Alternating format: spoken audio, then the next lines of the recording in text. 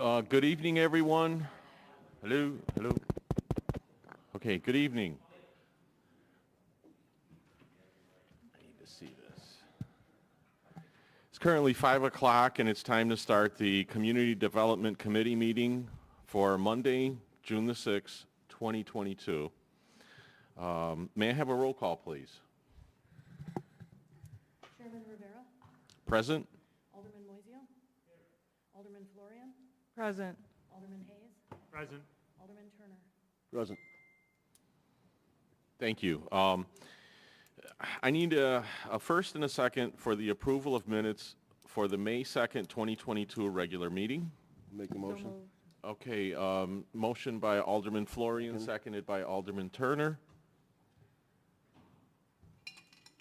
All in favor?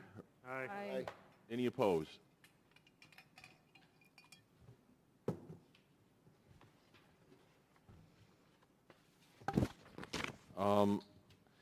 The next item is I need a first and a second for approval of minutes of the May 16, 2022 special meeting. Make the motion. Motion by Alderman Turner, seconded by Alderman Florian. All in favor? Aye. Thank you. Aye. Anyone oppose? No, sir. Thank you. Okay, the next item is audience time. We have anybody from the audience that would like to talk to about anything that is on the current agenda. Okay.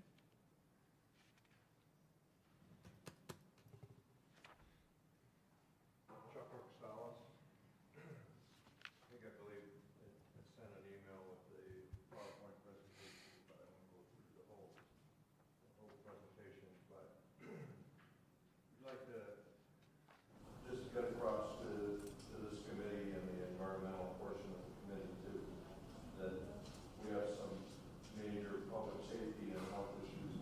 Mr. Russell, could you pull the microphone up a little bit higher? Okay. I just want to make sure that the VOP is getting. I'd just like to point out on the 10-page slide, basically, we've drafted some letters that the mayor and the city council could sign and send to the state and federal officials. We would encourage that to take the federal and state folks to take more action than they've had in the past regarding ETO and coal ash in Waukegan. Also, we had a set of questions that I provided Alderman Hayes to ask Medline. I also have those questions in the deck.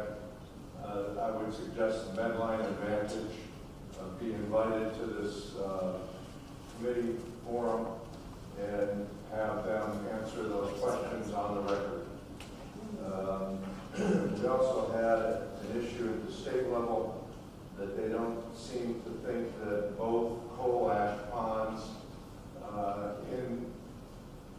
at the coal plant in Waukegan here need to be capped or need to be removed. They want to cap one in place. My concern is obviously that if it's not removed, we're going to have some groundwater contamination at some point. We also are looking for this committee to basically integrate the land use plan that was developed with zoning, and we would like to have that be dictating any building permits that are issued from the city to do that. I would just say the rest of the presentation, I had talked to Alderman Rivera in the past. We talked about some action items. We have some action items in here today, suggested action items to take up. We also have on page 6 of the slides, we have very specific ethylene oxide issues that we spelled out, 5 bullets that address the Waukegan area, but this certainly is an issue for Lake County. We're getting warehouses being built and expanded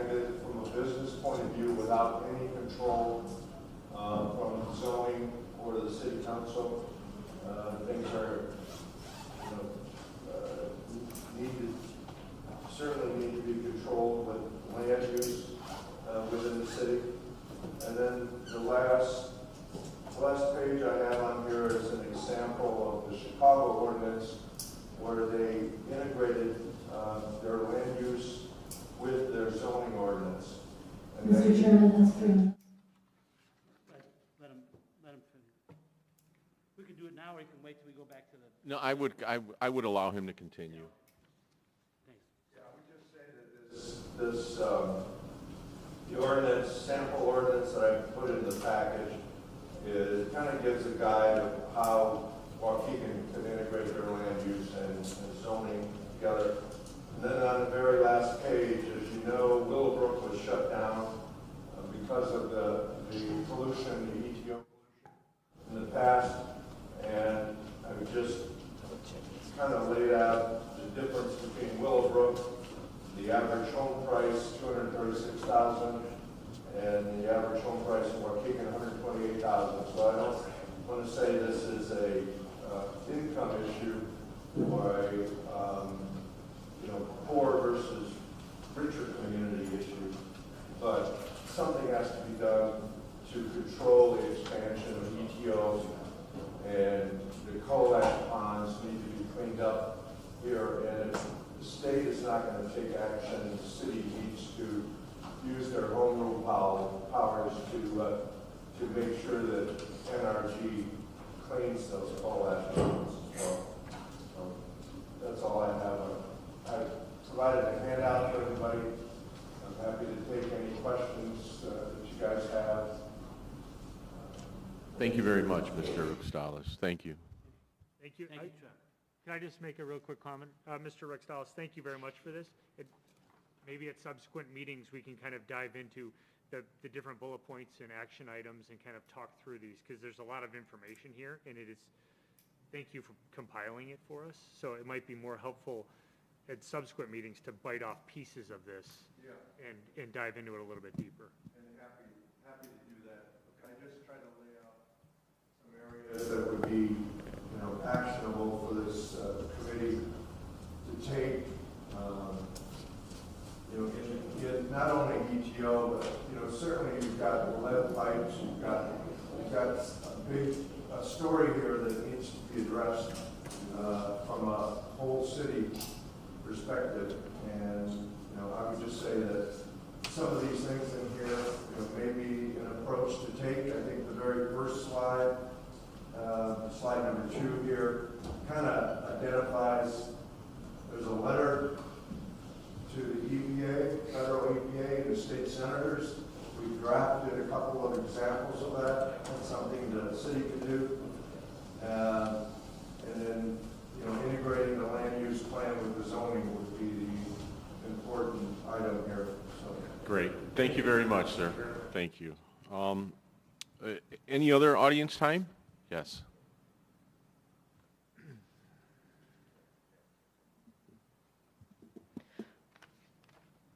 Good evening. My name is Jamie Ruxtalis. I've been involved in the Waukegan community my entire life, and I'm here to encourage us as Waukeganites to be more unified around some of the threats that are present in our environment.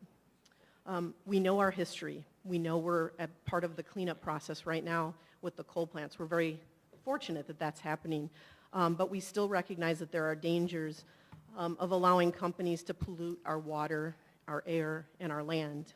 And we cannot repeat that history. Not only are residents and families impacted from a health perspective, but businesses are impacted as well when it comes to their healthcare costs and ultimate trajectory of the total health of the community.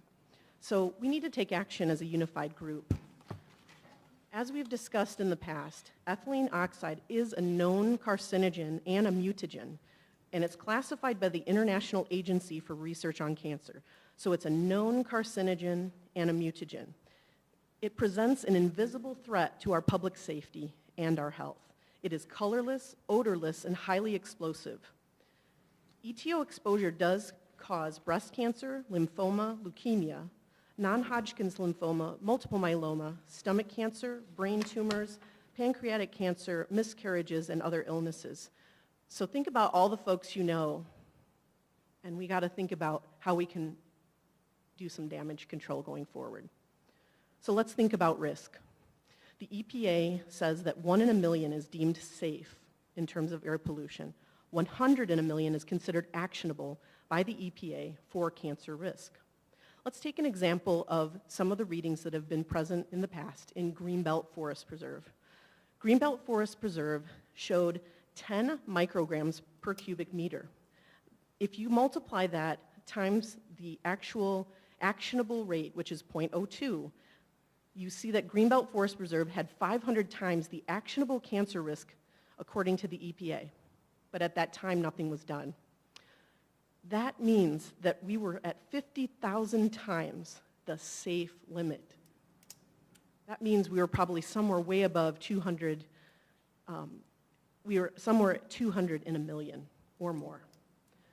So when we look at the air toxics results from the US EPA from 2017, those are the latest results that they have shown. They said a majority of those risks were driven by ETO emissions from sterilizers and the chemical sector, and those were those examples in Greenbelt Forest Preserve. And Dr. Peter Orris from University of Chicago says nobody in the last 40 years has been pressuring from the outside that there are community exposures from this. We must do more.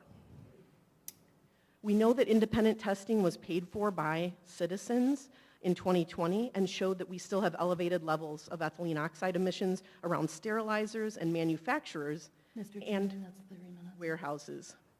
We must be accountable. We are at the intersection of economic development and health. Let's be accountable to come up with a sustainable development practice with the integration of land, air, and water plans to ensure that we improve public health disparities. Thank you. Thank you, Ms. Rextalis. If there are any other participants for audience time, if none, we will move on to old business for the committee. Okay, there being no old business, we will move on to the new business. Item A, I need a motion to approve the 2021 Annual Action Plan Amendment 3 for the Community Development Block Grant, CDBG Department. I'll make the motion. Motion by Alderman Turner, seconded by Alderman Hayes. May I have a roll call, please? Alderman Turner, Aye. Alderman Florian, Aye. Alderman Hayes, Aye. Alderman Moiseo, Aye. Chairman Rivera. Aye. Thank you. Item B, motion to approve an ordinance creating a Class F1 liquor license for 3201 Washington LLC Citgo gas station at 3201 North Lewis Avenue. I'll make that motion as well. A motion by Alderman Turner, seconded by Alderman Hayes. Hayes. Roll call, please. Alderman Turner, Aye. Alderman Florian, Aye. Alderman Hayes, Aye. Alderman Moiseo, Aye. Chairman Rivera. Aye. Thank you. Item C, motion to approve an ordinance creating a Class C liquor license for GB License LLC DBA GoPuff at 2664-2672 West Washington Street. I'll make that motion. Motion by Alderman Turner, I'll second it. seconded by Alderman Florian. Roll call, please. Alderman Turner, Aye. Alderman Florian, Aye. Alderman Hayes, Aye. Alderman Moiseo, Aye. Chairman Rivera. Aye. Thank you. Item D, the committee will have a brief discussion on environmental issues. Now, Mr. Rextalis has come up, and Ms. Rextalis also, and given us a lot of information. Alderman Hayes had a question. Alderman Moiseo, any comments or? No, I was just going to have these guys actually talk now instead of during Alderman's time, but we got to accomplish what we had to. That was fine, no big deal. All right. All good? Okay. And I want to thank you for gathering all of this information and presenting it to us. Thank you very much. And with that being said, there not being any reports and communications at this time, I will take a motion to adjourn the meeting. Motion to adjourn. Motion by Alderman Turner, seconded by Alderman Hayes. All in favor? Aye. Aye. Any opposed? Thank you very much. That ends the meeting at 5:15 for the Community Development Committee.